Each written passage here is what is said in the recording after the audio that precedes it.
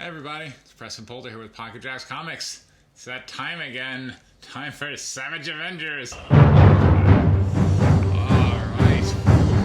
Now, okay. So, I was confused because in the prior issues I've said, oh wow, that's Venom joining with Conan. But Venom makes an actual appearance here, and Conan is still joined with a symbiote. And so now I'm like, is that like another symbiote? I mean, Kulon Goth, the wizard, is joining space and time and dimensions and stuff, so it could be another symbiote. Is it like a piece of Venom? I mean, that doesn't make sense. So I'm guessing, I'm a little confused on that point. I'm not sure, but now we have an appearance. We have Conan, symbiote joined, and Venom, and Punisher, and Elektra, and Wolverine, and Voodoo, the wizard. And I'm not familiar with that character, so if I get the name wrong, but I believe it's Voodoo. And, you know, again, enjoyable. Now, there is an element here where Kulon Goth, let's just go ahead and get the big controversy out of the way. Kulon Goth probes the mind of the Punisher.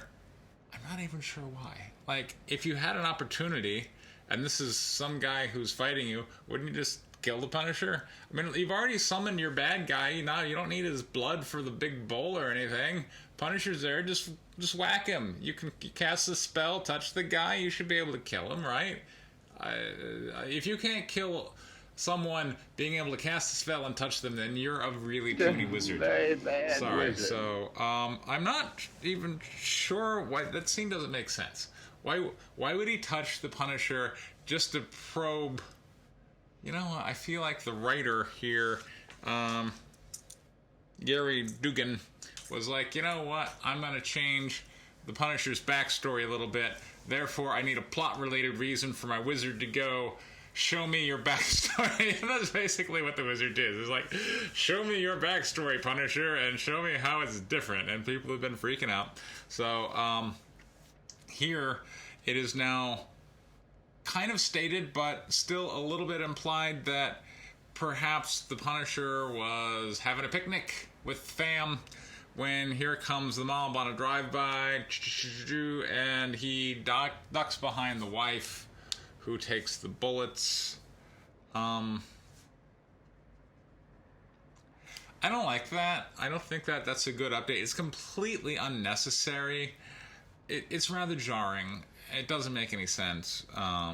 So, yeah, I'm not a fan of that one either. I think I'm gonna have to sign up and say, bad writer, bad. Don't do that.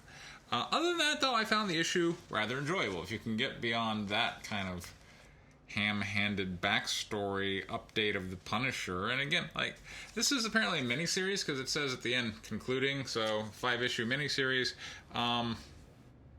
Why you gotta change the Punisher's backstory in the middle of a miniseries? That don't even make sense. Alright, some things just don't make sense to me. If I were C.B. Cebulski, I'd be like, wait, we did what? Why did we do that? Why? I mean, yeah, no. Alright, but, so just kind of moving on. So we have the Big Baddie. I don't know if they gave the demon a name. I'm gonna call him Big Baddie. And Big Baddie's doing Big Baddie things, and they were in this kind of alternate reality place. They were in like the Savage Lands. And then, now that Big Baddie's here, like Kulon Goth seems to just kind of open a portal, and now they're in Manhattan, because why not? And so now we've got the fight with the Big Baddie in Manhattan. Super cool. And then Elektra is like, stabby, stabs him right in the heart, and Kulon Goth's like, woman, you think a scythe through my heart's gonna do me in here? I'll do just like happened to you in that movie Daredevil. I'll take your scythe and throw it back at you, and boy, I would almost swear as Elektra, like, you need to adopt a different weapon, because scythes end up being thrown back at you with alarming frequency. But, fortunately, she gets saved here, and this whole comic is pretty much just one big battle scene, which makes it rather enjoyable. You know, I like it. I mean, look, I came here for bloodlust anyway, and the comic is delivering on that. All right, and then we got... Oh, yeah, we got... Okay, well, we got this scene here with Voodoo. Let me read what's happening again. Oh, yeah, okay, all right. This scene, I remember reading this scene last night when I was looking through it.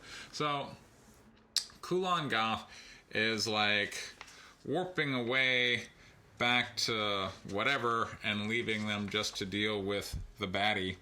And while he does it, he's like, aha, and here's your family, you can thank me later. But then Voodoo's like, no, that's not really your fam.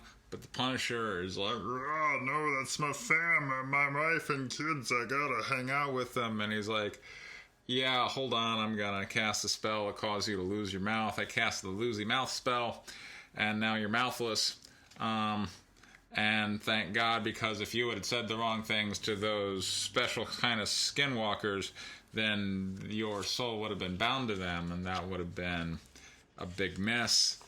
And like I mentioned at the start of the video, then we get kind of Venom, who sings... I feel maybe that's why we went to Manhattan, I guess, to get Venom properly involved. And so now we've got kind of symbiote Conan and Venom, and the gang's all here at this point, and it's wrapping up to conclude next issue. I mean, look, I'm tuning in. I'm entertained. This issue, I think, like, kind of was a little down in comparison to prior issues, which I've been kind of like thinking is pretty groovy. The Punisher seems like a total tag along, but he's consuming a lot of time. Like, why couldn't they, like, I really know nothing about this Voodoo guy. They could be giving me all kind of backstory on him, and he's way more central to the plot. He's the only magic using person in here in a plot that requires a lot of magic. So I don't know why we're so fixated on Punisher. He really has done nothing so far in this story. Like, you could just, like, you could replace him with a cabbage, and the story would be exactly the same. So I don't know. There's that. Conan, though, joined with the symbiote. Like, that's something I want to see more of. That's pretty cool.